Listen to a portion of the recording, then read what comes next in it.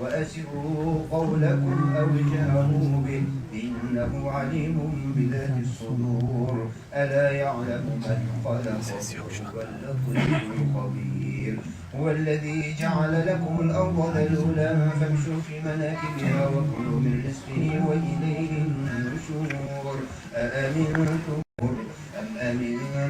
من في السماء أن يرسل عليكم حاصبا فستعلمون كيف نذير ولقد كذب الذين من قبلهم فكيف كان نكير أولم يروا إلى الطير فوقهم صافات ويقبضن ما يمسكهن إلا الرحمن إنه بكل شيء بصير أمن هذا الذي هو جند لكم ينصركم من دون الرحمن إن الكافرون إلا في غرور أمن هذا الذي يرزقكم إن أمسك رزقه بل لجوا في عتو ونفور أفمن يمشي مكبا على وجهه أهدى من يمشي سويا على صراط مستقيم قل هو الذي أنشأكم وجعل لكم السمع والأبصار والأفئدة قليلا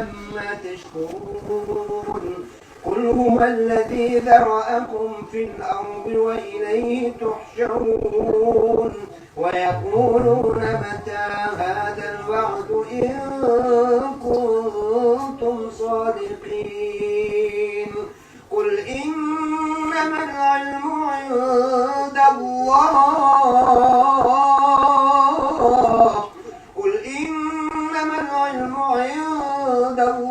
وإنما أنا نذير مبين فلما رأوه زلفة سيئت وجوه الذين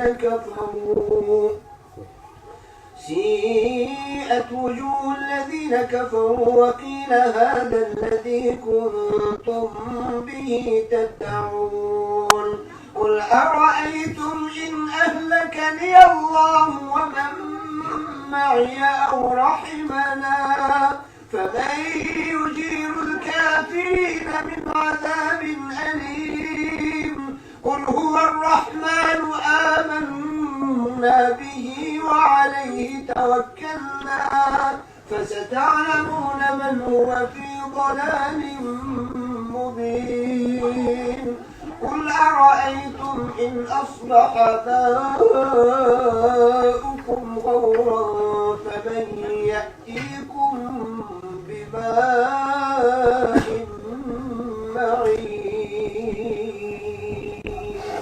الله تعالى ربنا ورب العالمين بسم الله الرحمن الرحيم قل هو الله أحد الله الصمد لم يلد ولم يولد ولم يكن له كفوا أحد الله أكبر بسم الله الرحمن الرحيم قل هو الله أحد الله الصمد لم يلد ولم يولد الرحمن الرحيم قل هو الله أحد الله الصمد لم يلد ولم يولد ولم يكن له كفوا أحد الله أكبر بسم الله الرحمن الرحيم قل أعوذ برب الفلق من شر ما خلق ومن شر غاسق إذا وقب ومن شر النفاثات في العقد ومن شر حاسد إذا حسد الله أكبر بسم الله الرحمن الرحيم قل أعوذ برب الناس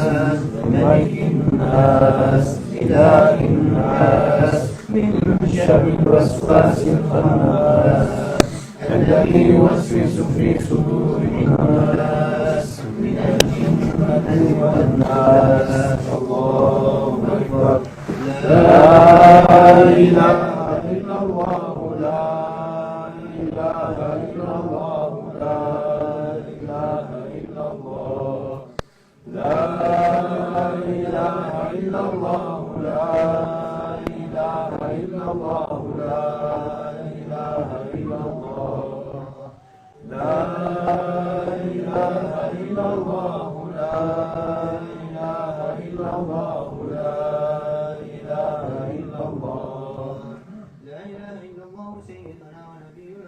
محمد رسول الله صلى الله تعالى عليه وعلى آله وصحبه وسلم. اللهم صل على محمد وعلى آل محمد وسلم. اللهم صل على محمد وعلى آل محمد وسلم. اللهم صل على محمد وعلى آل محمد وسلم. اللهم صل على محمد وعلى آل محمد وسلم. اللهم صل على محمد وعلى آل محمد وسلم. اللهم صل على محمد وعلى آل محمد وسلم. اللهم صل على محمد وعلى آل محمد وسلم. اللهم صل على محمد وعلى آل محمد وسلم. اللهم صل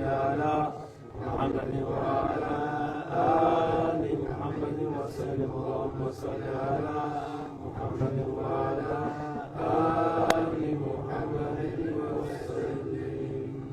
يا رب وسلم على جميع الأنبياء والمرسلين وآل كل أجمعين والحمد لله رب العالمين. على أشرف العالمين سيدنا محمد الصلوات.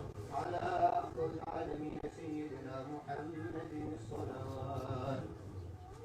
على أكمل العالمين سيدنا محمد الصلوات.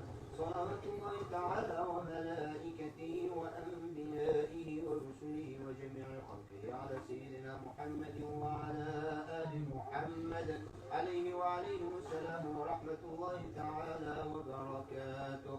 ورضي الله تبارك وتعالى عن ساداتنا أصحاب رسول الله أجمعين وعن التابعين بهم بإحسان وعن الأئمة المجتهدين الماضين وعن العلماء المتقين وعن الأولياء الصالحين وعن مشايخنا في الطريقة النقشبندية العلية قدس الله تعالى أرواحهم الزكية ونور الله تعالى أضرحتهم المباركة وأعاد الله تعالى علينا من بركاتهم وفيوضاتهم دائما والحمد لله رب العالمين.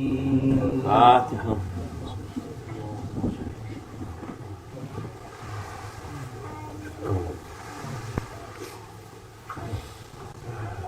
فاتحة.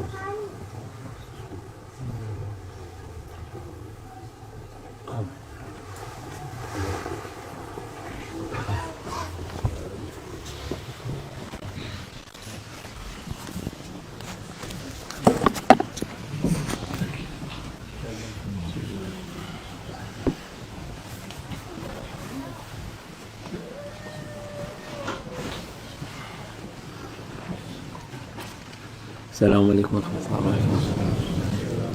أعوذ بالله من الشيطان الرجيم. بسم الله الرحمن الرحيم والصلاة والسلام على رسولنا محمد صلى الله عليه وسلم. قال رسول الله صلى الله عليه وسلم: لو أقسمت لبررت إن أحب عباد الله إلا الله الرعاة الشمس والقمر أنهم لا يعرفون يوم القيامة بطول أعناقهم. Peygamber sallallahu aleyhi ve sellem buyuruyor ki, yeminle söyleyebilirim ki Allah'ın kullarından kendisi için en sevimli olanlar daima güneşi ve ayı namaz vakitleri için gözetleyenlerdir. Kıyamet gününde onlar uzun boyunlar ile bilinirler. Yani bu müezzinler vakitleri bekleyip güneşe bakıp aya bakıp ne zaman olduğu vakit olunca ezan okuyup da onlar Allah katında en sevilen insanlardır. Kâle Resulullah sallallahu aleyhi ve sellem: "La yu'addin lekum khiyarukum ve li'ammukum kurra'ukum." Peygamber sallallahu aleyhi ve sellem buyuruyor ki, size en hayırlarınız ezan okusun. Yani o ezan okuyan seçilmiş iyi insan olsun diyor. Ve güzel Kur'an okuyanınız imamlık yapsın. Kur'an'ı daha iyi bilen o imamınız olsun diyor Peygamber sallallahu aleyhi ve sellem. Kâle Resulullah sallallahu aleyhi ve sellem men edraka ezan fil mescid thumma kharaca lem yahruc li hacetihi ve huve la yuridu raca'a fehu münafikun. Peygamber sallallahu aleyhi ve sellem buyuruyor ki kim mescitteyken ezan okunmaya başladığı halde bir ihtiyacı olmadan o namaza geri dönmemek üzere mescidi terk ederse o kimse münafıktır. Yani ezan okunuyor, adam camide oturmuş, hiçbir sebep yokken kalkıp gidiyor, ne abdest ne bir şey yok, namazı kılmadan o kimse münafıktır diyor Peygamber sallallahu aleyhi ve sellem. Yani başka izahatı da yoktur. Hadi bazen acele oluyor, insanın işi plan oluyor, ezan okunuyor, hemen olabilir imam geç kalacak diye namazını kılıp gitse olur da böyle hiçbir şey yokken namazını yapmadan gitmek onun münafık olduğuna işarettir. قال رسول الله صلى الله عليه وسلم من أذن 7 سنين محتسبا كتب الله له براءة من النار. براءة من النار. Peygamber sallallahu aleyhi ve sellem buyuruyor ki kim sırf Allah rızasını gözeterek 7 yıl ezan okursa Allah ona cehennemden beraat, kurtuluş yazar. Yani onun azim müezzinler şimdi artık Allah affetsin ezan okumaya da üşeniyorlar. Her tarafta birisi okuyor, ötekiler maaşları alıp oturuyorlar. Yani bu hiç olsa doğru var, şimdi ezan okunuyor her tarafta, güzel sesli olsun diye okuyorlar şeyde. Müezzin hiç olmasa o vazifesini yapsın diye camide okusun ezanını. Yani bu Allah'ın rızasına kazanmış olur. Hem cehennemden kurtulmuş ve olmuş olur. Yani Peygamber Efendimiz'in mübarek sözüdür. قال رسول الله صلى الله عليه وسلم من أذن 12 سنة وجبت له الجنة وكتب له بتأذينه في كل يوم 60 حسنة وبإقامته 30 حسنة. Peygamber sallallahu aleyhi ve sellem buyuruyor ki kim 12 yıl ezan okursa cennet ona vacip olur. Yani cennete muhakkak girer o insan. Ona beraber her gün ona ezan okuması sebebiyle 60 sevap yazılır. Yani o ezan okuduğu bir de cennette 60 sevap yazılır. Bir de her ikamet için de 30 sevap yazılır.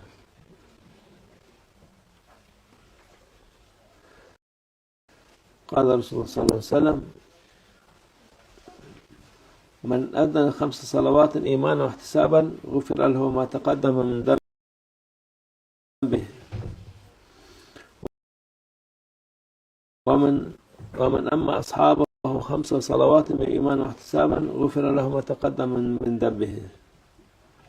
Peygamber sallallahu aleyhi ve sellem buyuruyor ki kim 5 vakit namaz için iman ile Allah rızasını gözeterek ezan okursa geçmiş günahları bağışlanır. Yani o da daha maşallah ezanın faziletleri o 5 vakit ezan okununca bütün geçmiş günahları bağışlar Allah Azze ve Celle. Kim de imanı olarak Allah rızasını gözeterek 5 vakit namazda ashabına dedi yani beraber cemaata imamlık ederse yine geçmiş günahları bağışlanır. Yani ne kadar geçmiş günahlar varsa bağışlanır. Zaten daha sonra olacak günahlar da yani kıldıkça bağışlanır Allah'ın izniyle.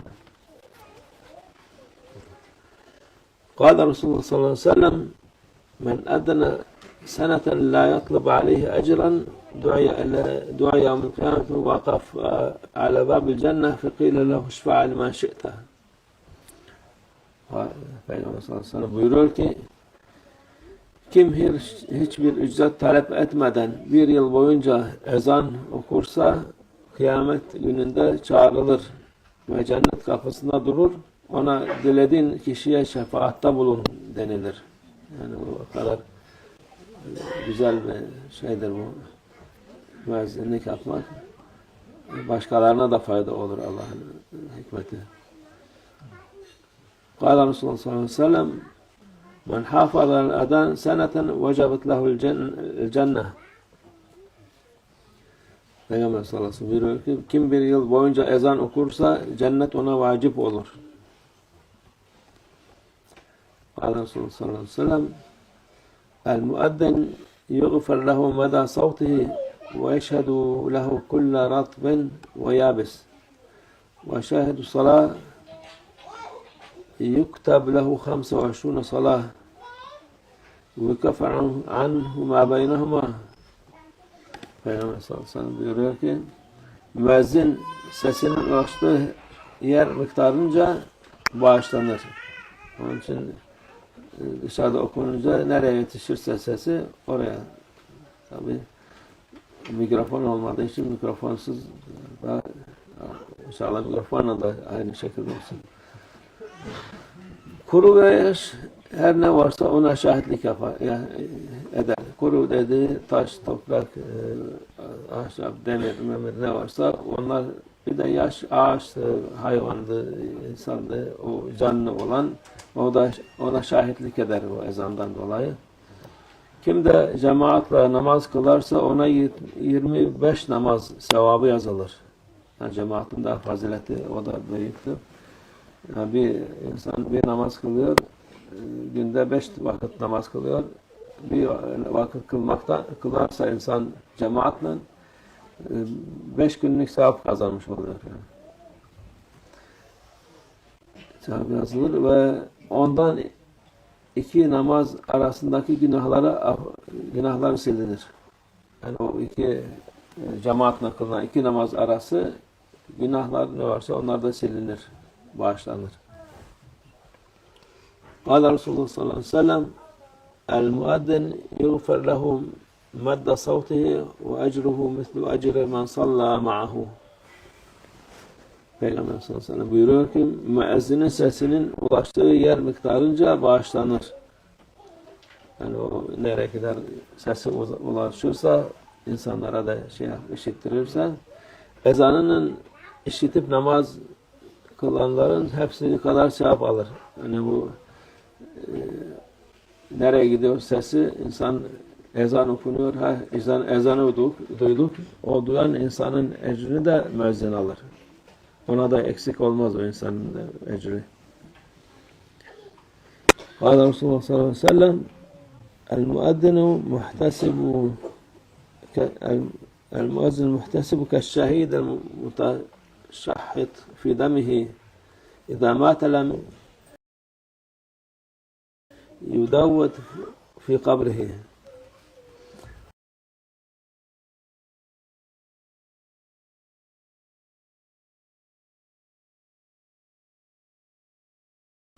Peygamber sallallahu aleyhi ve sellem buyuruyor ki sadece Allah rızasını gözeterek müezzinlik eden kişinin ecri kanı üzerine sürünen şehit ecri gibidir. Böylesi biri öldüğü zaman mezarında kurtlanmaz.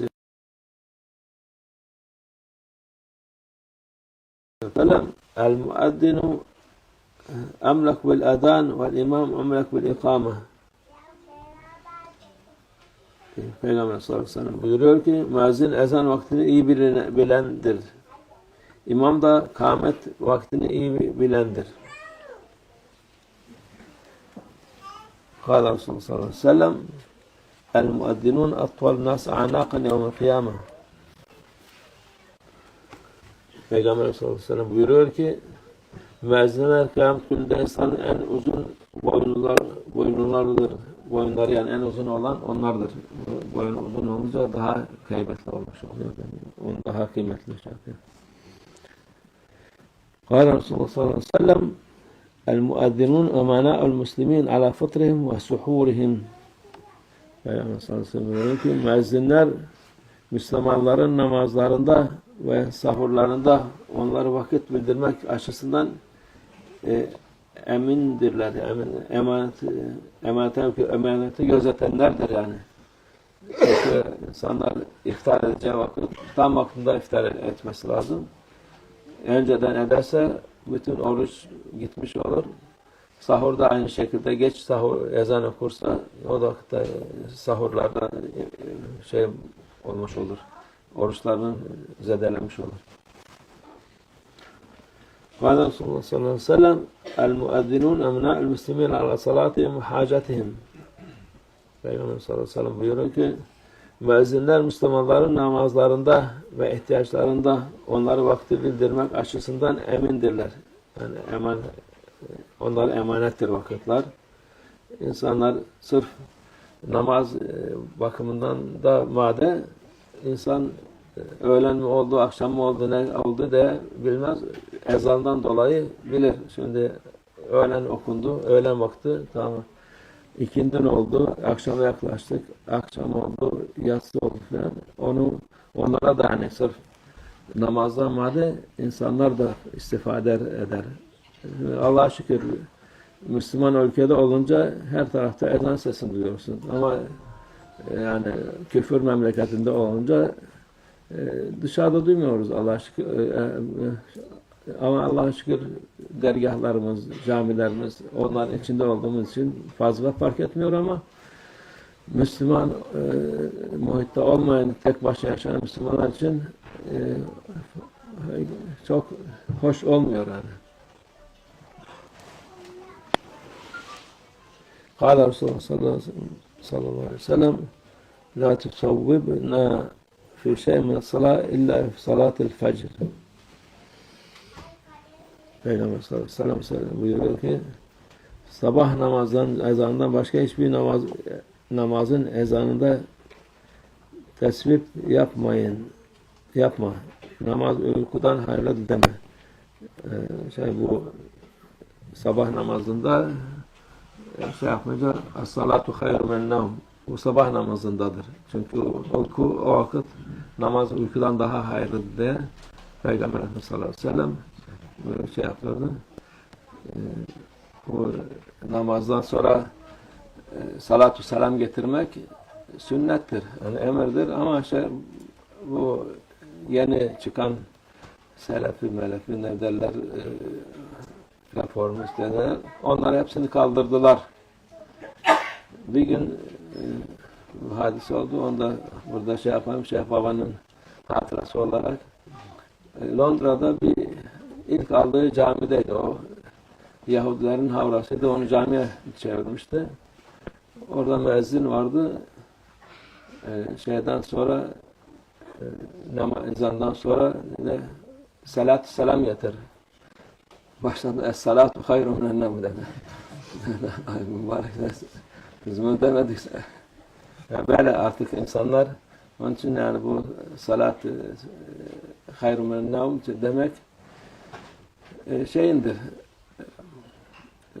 Sabah namazına burada da işaret var ki başkaları başka tayfalar, başka mezhepler, 4 mezhepten hariç olanlar bir şeyler katıyorlar ezanın üstünde. Onlar da caiz değildir. Onları söylemeye gerek yok. Onun için Allah'tan bizde burada yok. Kimse de duymamış onları. Kâle Resulullah sallallahu aleyhi ve sellem lâ yu'eddin illâ mutavaddi. Peygamber sallallahu aleyhi ve sellem diyor ki bu da çok mühimdir. Ezan ancak abdestli bir şekilde okunur. Abdestsiz okumak yani olur da mekruh yani olmaz. Yani çünkü bu mühim şeydir. O kadar kıymetli bir şey müezzinlik. O kalkıp da abdestsiz okumak güzel olmaz. Sadaka Resulullah fîmâ kâle ziyadetine ilâ şerefin nebi sallallahu aleyhi ve sellem ve ashabı kiram كل أرواح جميع الأنبياء والمرسلين القدماء شرعين إلى أرواح الأمة الأربعة وإلى أرواح مشايخنا في طريقة النقشبندية التالية خاصة إمام طريقة وغوث الخليفة خواجة بهاء الدين محمد ويسير البخاري سيدنا عبد الخالق الجواني مولانا شيخ شرف الدين الصالح مولانا شيخ عبد الله فاز وسلام مولانا شيخ محمد ناظم وعبد الحقاني وسائر ساداتنا المستضيفون ومن نحن حضرتهم وحضورهم سيدنا الحسين حسين أبو عند الفقائه سيدنا أحمد مصطفى جملة من جيش مشرف راشد شهيد شهداء راشد الله تعالى الفاتحة.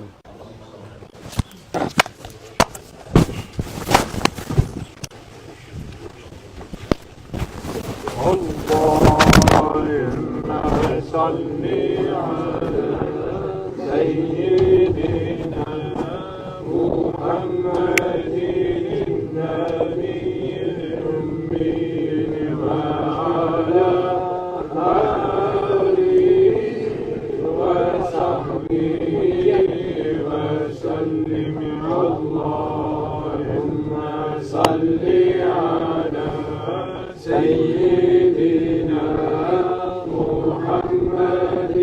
النبي الأمي وعلى آله وصحبه وسلم.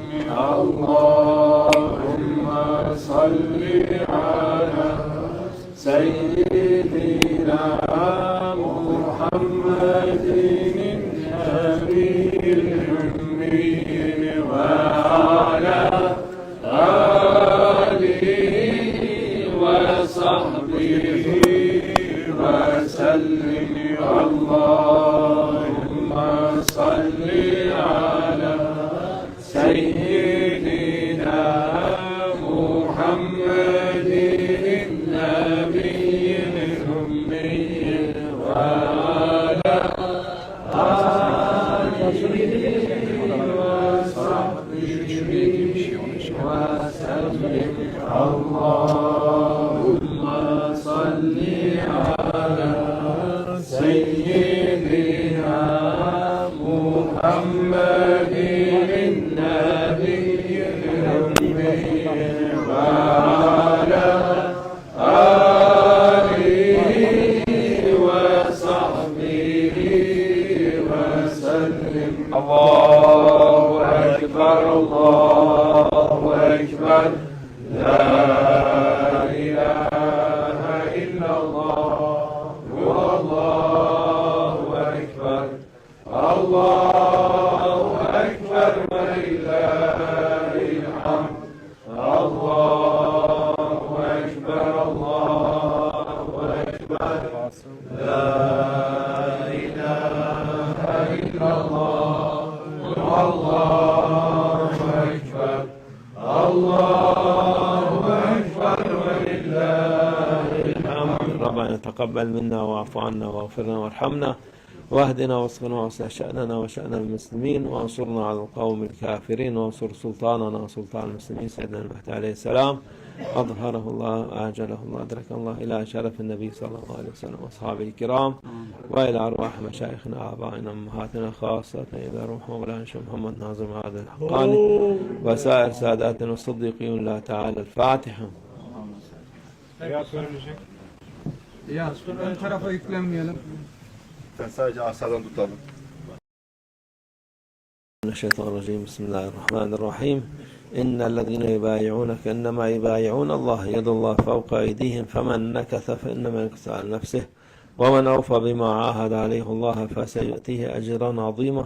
رضينا بالله ربنا وبالإسلام دينا وبسيدنا محمد صلى الله عليه وسلم نبيا لنا ورسولا سيدنا شيخ عبد الله فاز وسيدنا شيخ محمد الحقاني شيخا لنا ومرشدا والله على ما نقول وكيل. الله الله الله حق. الله الله الله حق. الله الله الله حق. حسبنا الله ونعم الوكيل نعم المولى ونعم النصير غفرانك ربنا وإليك المصير. الفاتحة.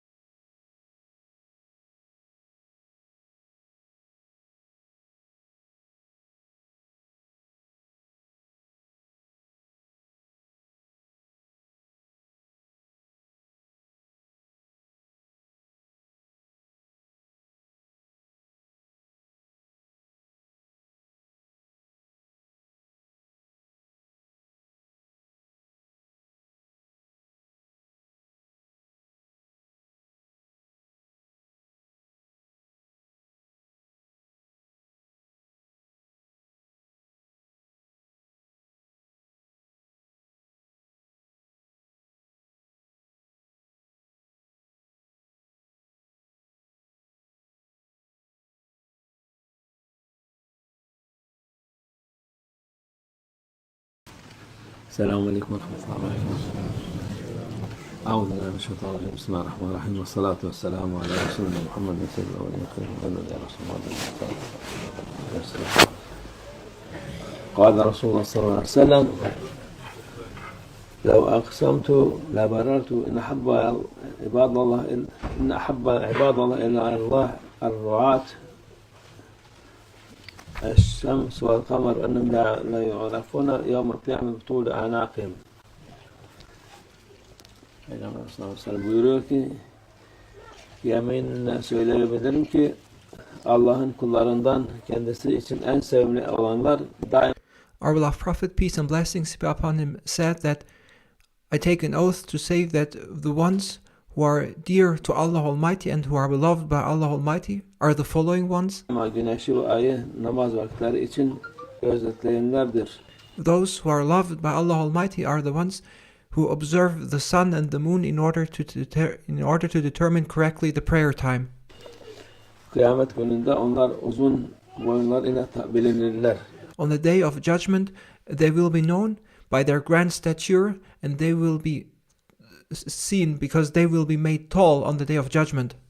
Yani bu müezzinler vakitleri bekleyip güneşe bakıp aya bakıp ne zaman olduğu vakit olunca ezan okuyup da onlar Allah katında en sevilen insanlardır. The muazzins are the ones who are most beloved and most dear to Allah Almighty, His divine presence, because they are the ones who constantly observe the sun and the moon in order to exactly determine the prayer time. قال الرسول صلى الله عليه وسلم: لا يؤذن لكم خياركم ولأمكم قراءكم. Peygamber sallallahu aleyhi ve sellem buyuruyor ki, size en hayırlılarınız ezan okusun. Yani o ezan okuyan seçilmiş iyi insan olsun diyor. Our beloved Prophet, peace and blessings be upon him, said that the one who is the best among you, the one who is the most blessed among you, should be the one who should recite the Adhan. Ve güzel Kur'an okuyanınız imamlık yapsın. And the one who knows and reads the Quran the best should lead the prayer. Kur'an'ı daha iyi bilen o imamınız olsun diyor Peygamber sallallahu aleyhi ve sellem. Thus our beloved Prophet, peace and blessings be upon him, said that the Imam should be the one who knows the Quran the best. قال رسول الله صلى الله عليه وسلم: من أدرك الأذان في المسجد ثم خرج لم يخرج لحاجته وهو لا يريد الرجعة فهو منافق.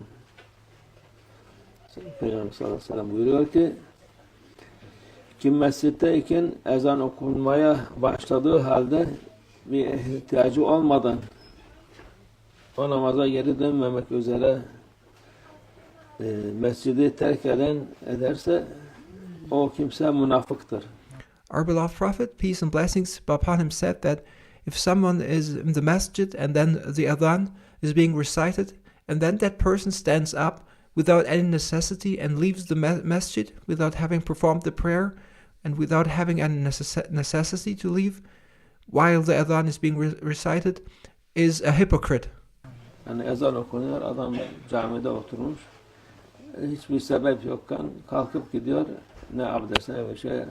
So there's a person in the masjid and then Adhan is being recited, and then when the Adhan is being recited, that person stands up and leaves, and he does not leave out of any necessity. He does not leave in order to make wudu or to do anything else in order to perform the prayer. Bir şey yok, namazı kılmadan o kimse münafıktır diyor. And he stands up and leaves without having performed the prayer. And our beloved Prophet, peace and blessings be upon him, says that that person is a hypocrite, and that is the description of a hypocrite. Başka izahatı da yoktur. Hadi bazen acele oluyor, insanın işi falan oluyor, ezan okunuyor, hemen olabilir imam geç kalacak diye namazını kılıp gitse olur da. Sometimes you might find yourselves in a situation that you are in a hurry because there's something you need to do and there's a necessity that you don't have enough time, and then when the adhan is being recited, you may quickly perform the prayer, because if you waited for the imam, then things may have taken too long because there's something you need to attend. In those exceptions, you may after the adhan has been recited, you may perform your prayer and quickly leave, and this may be an exception, and there is an excuse for it. Böyle hiçbir şey yokken namazını şey yapmadan gitmek onun münafık olduğuna işarettir. However, if a person leaves without any excuse or without any necessity, while the adhan is being recited and without making any effort to perform the prayer, is a hypocrite. قال رسول الله صلى الله عليه وسلم من أذن 7 سنين محتسبا كتب الله له براءة من النار. براءة من النار. Peygamber sallallahu aleyhi ve sellem buyuruyor ki kim sırf Allah rızasını gözeterek 7 yıl ezan okursa, Our beloved Prophet, peace and blessings be upon him, says that whoever, for the sake of obtaining Allah Almighty's satisfaction, recites the adhan for 7 years, Allah ona cehennemden beraat, kurtuluş yazar. that person will receive his redemption from hellfire. Yani onun azim müezzinler şimdi artık Allah affetsin ezan okumaya da üşeniyorlar. And this is the reward of being the muazzin and calling for prayer without wanting anything in return except the pleasure of Allah Almighty. But unfortunately, when we look at the muazzins today, they're even too lazy to recite the adhan.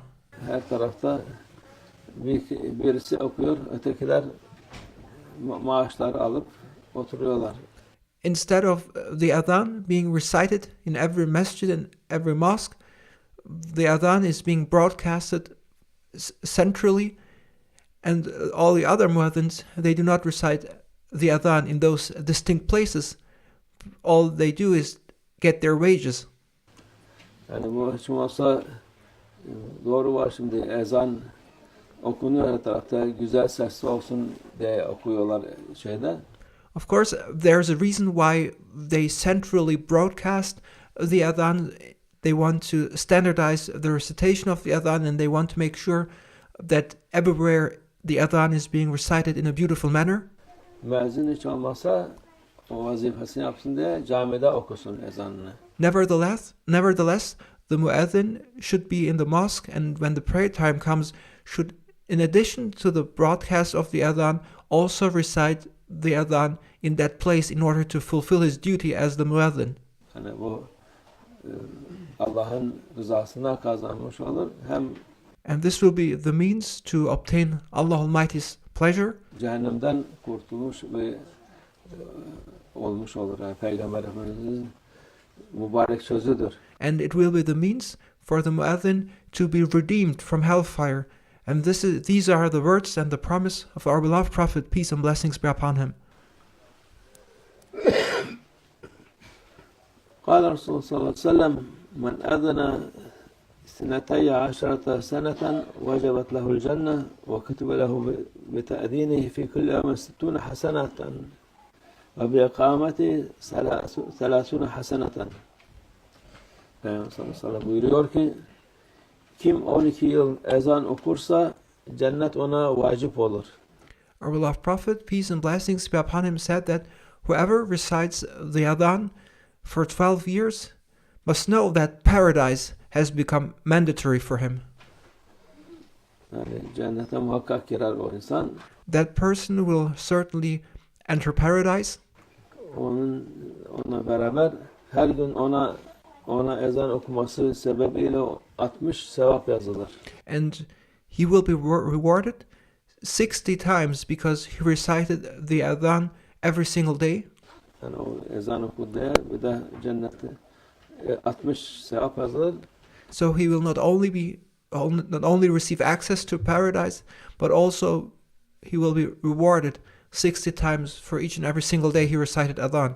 Ve de her ikamet içinde 30 sevap yazılır. And in addition, for every iqama he recites, he will receive 30 times of rewards.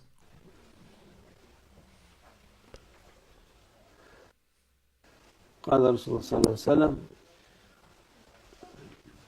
من أذن 5 صلوات إيمانا واحتسابا غفر له ما تقدم من ذنبه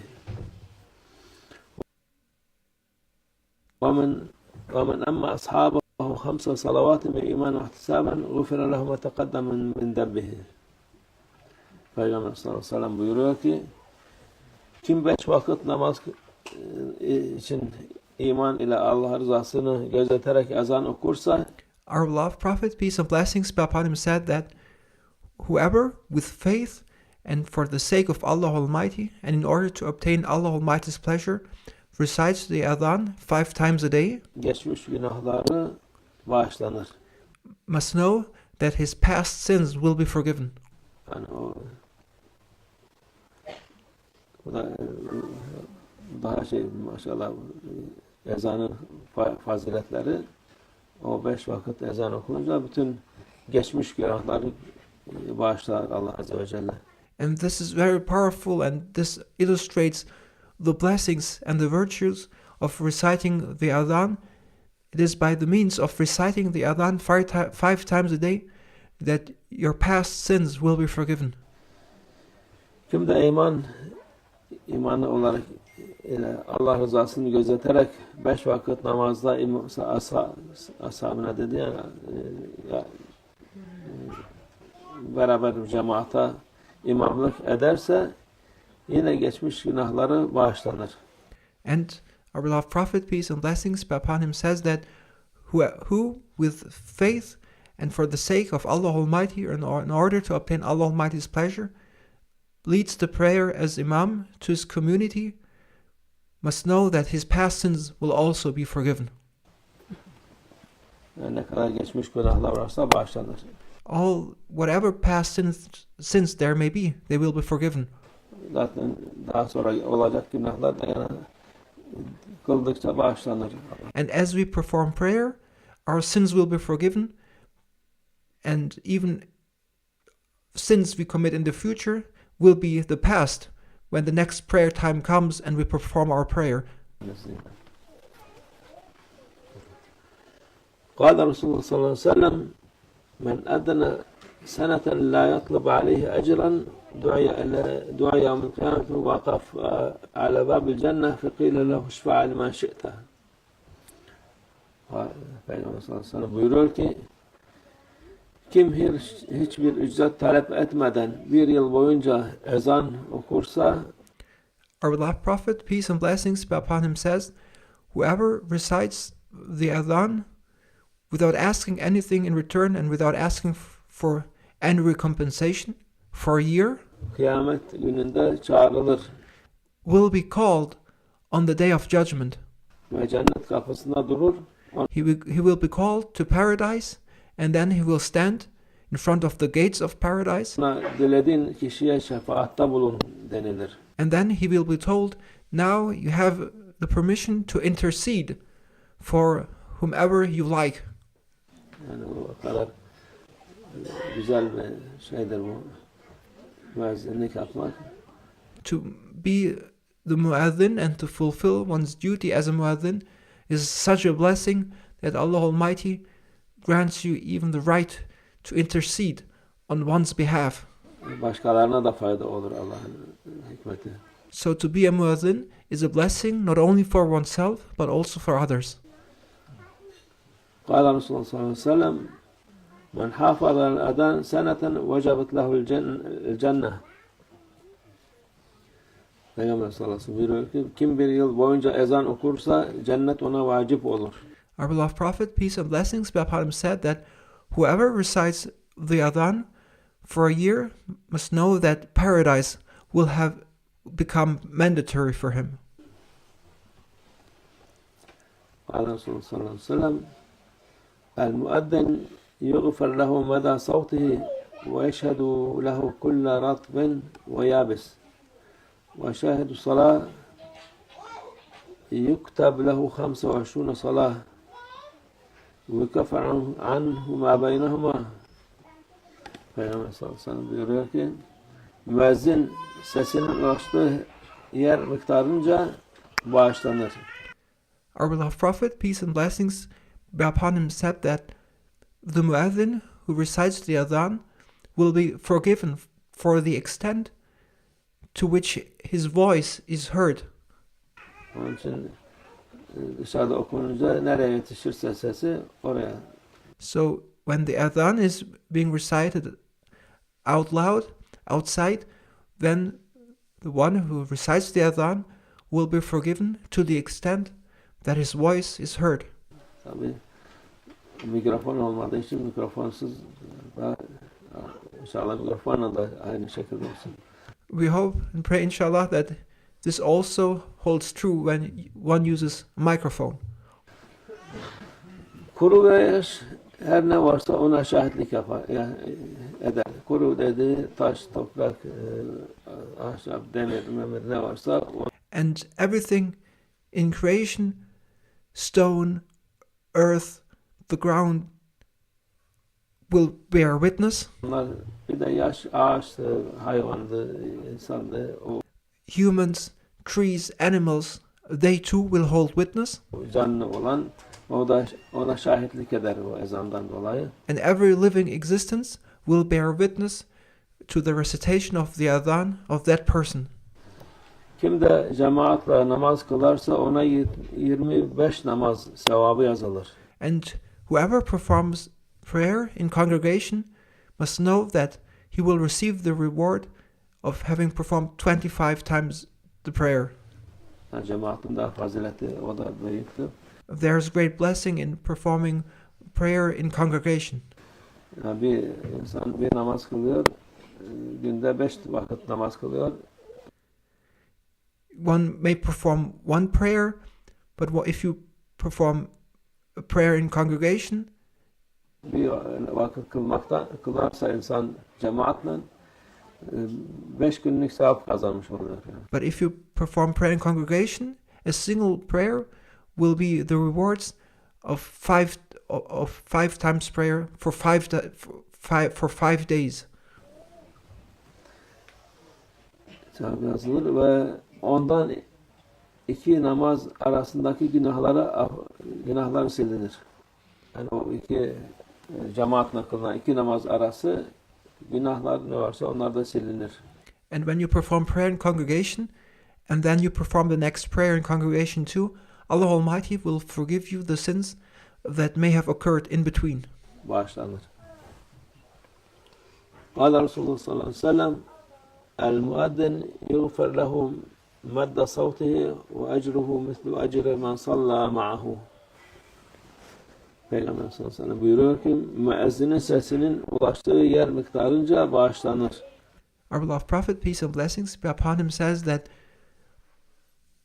the muazzin will be forgiven when he recites Adhan to the extent that his voice is being heard. Yani o nereye kadar sesi ulaşırsa, insanlara da işittirirse, ezanının işitip namaz kılanların hepsi kadar sevap alır. Yani bu nereye gidiyor sesi, insan ezan okunuyor, ezanı duyduk, o duyan insanın ecrini de müezzin alır. So the muazzin will receive forgiveness and the blessings and the mercy of Allah Almighty to the extent his voice is being heard, and he will also partake in the rewards of those who follow his call to prayer and perform the prayer. Ona da eksik olmaz o insanın ecri. So the muazzin will also take share in the rewards of those who perform the prayer due to his calling to prayer. قال رسول الله صلى الله عليه وسلم المؤذن محتسب كالشهيد المتشحط في دمه إذا مات لم يدود في قبره.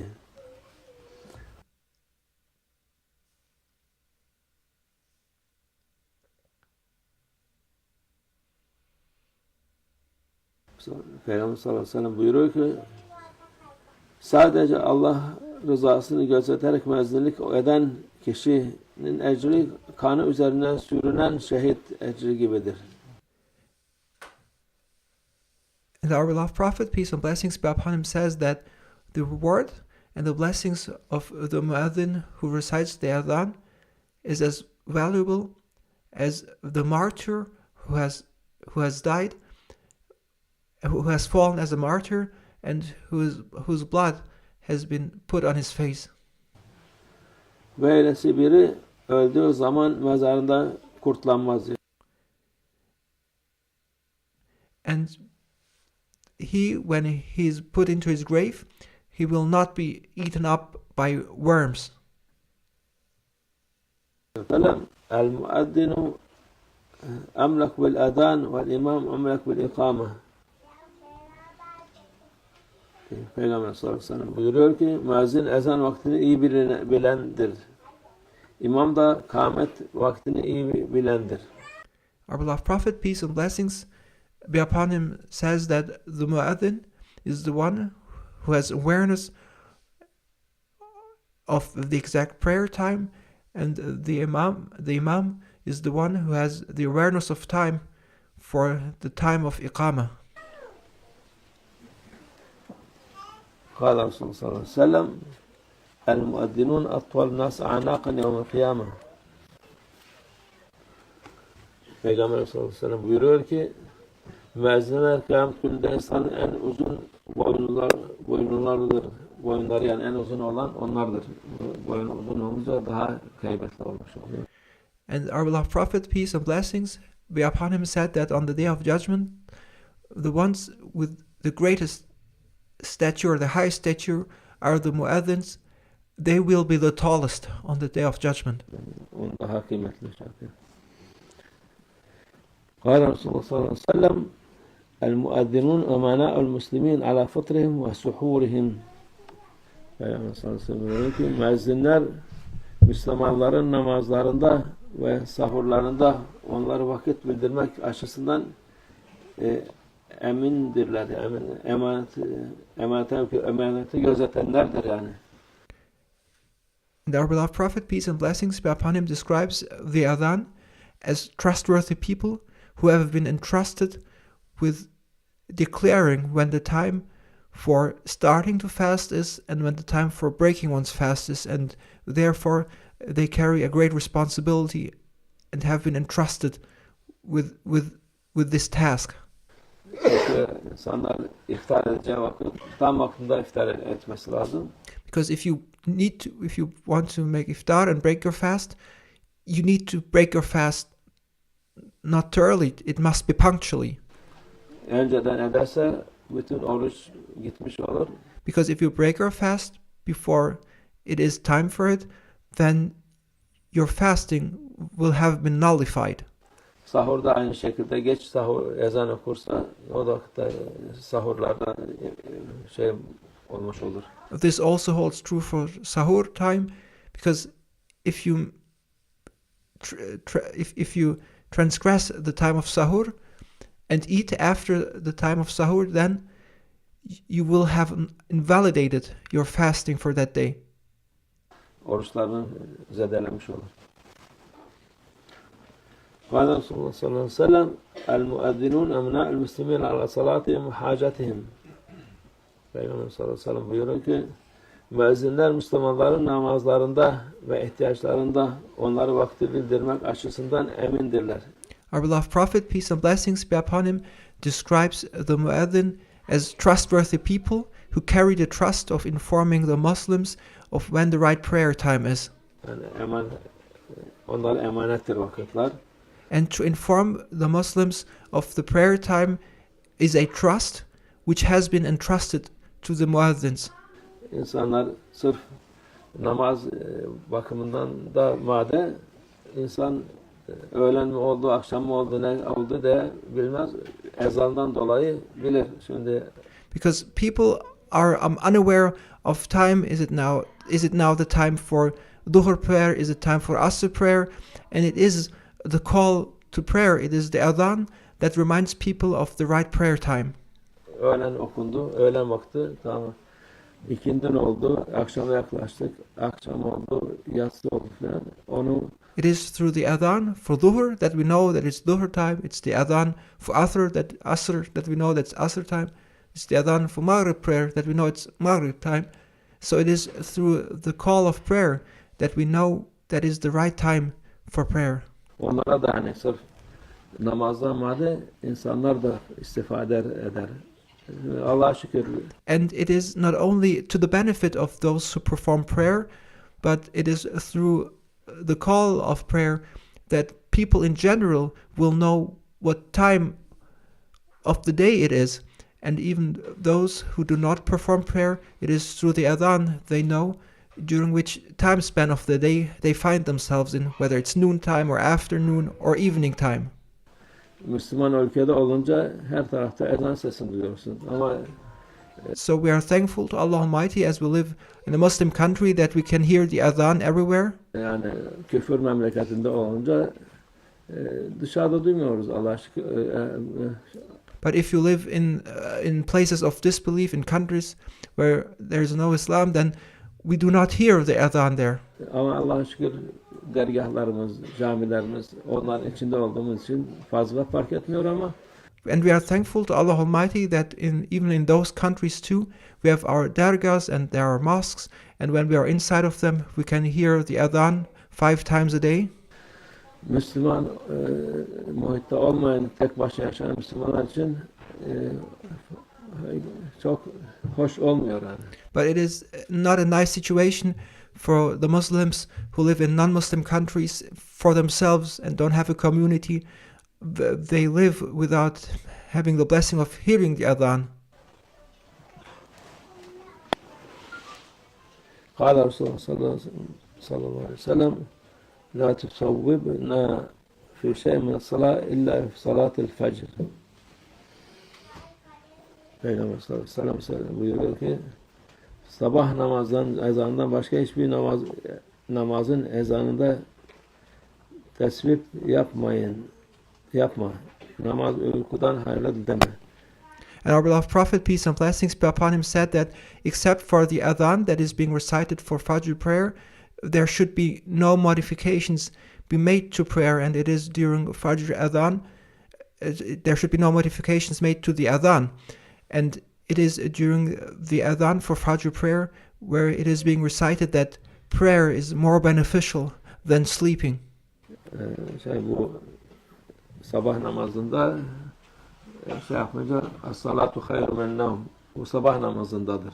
So during the call of prayer for Fajr, it is said salatun khayrun minan nawm, and this is something that is special to the Adhan being recited for Fajr prayer. O vakit namaz uykudan daha hayırlıdır diye.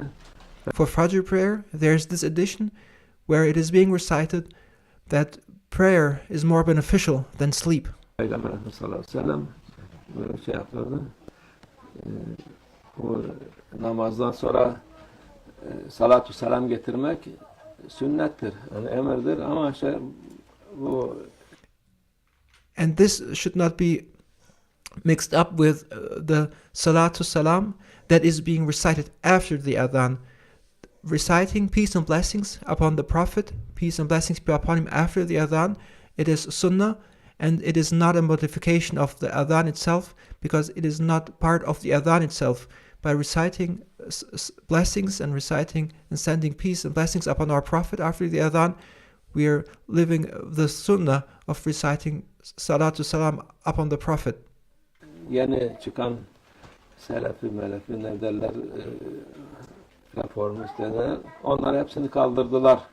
And this is a tradition to recite peace and blessings upon the Prophet after the Adhan, which has been practiced for a long time and which has been abolished by these groups that have just recently emerged who try to reform Islam, whether they're called Salafi or whatever. Bir gün hadis oldu, onda burada yapalım, Şeyh Baba'nın hatırası olarak Londra'da ilk aldığı camideydi o. Yahudilerin havrasıydı, onu camiye çevirmişti. And there is this story we would like to share in order to remember our blessed father, Mevlana Sheikh Nazim.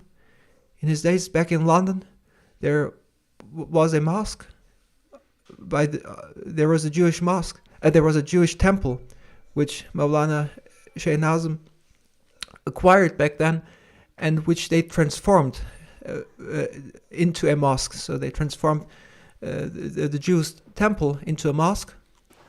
Orada müezzin vardı.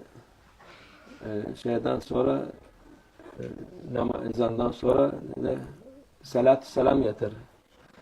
And then there was a muazzin, and he was instructed to recite the adhan, and then after having completed the adhan, he was asked to recite salatu salam.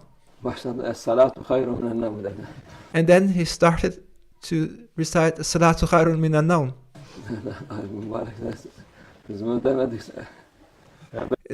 He was asked to recite peace and blessings upon the Prophet after the adhan.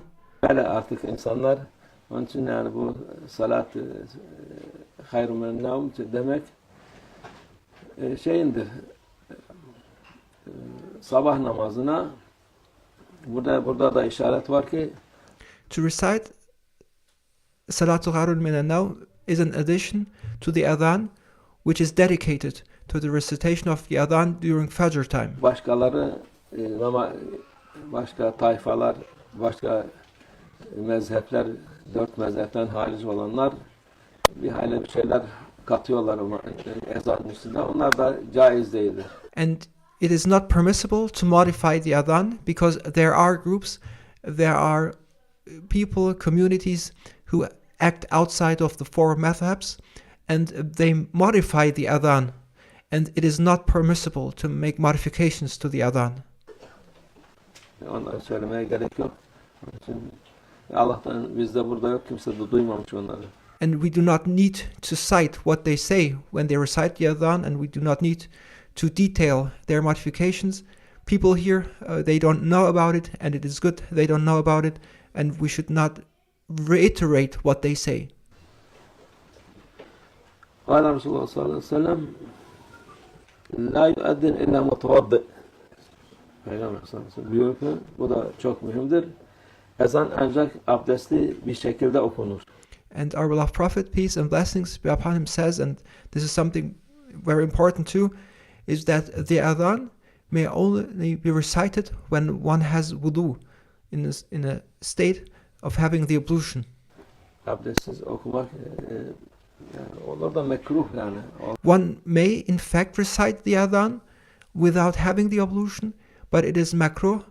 It is not a desirable state to recite, and not a desirable action to perform, to recite the adhan without wudu.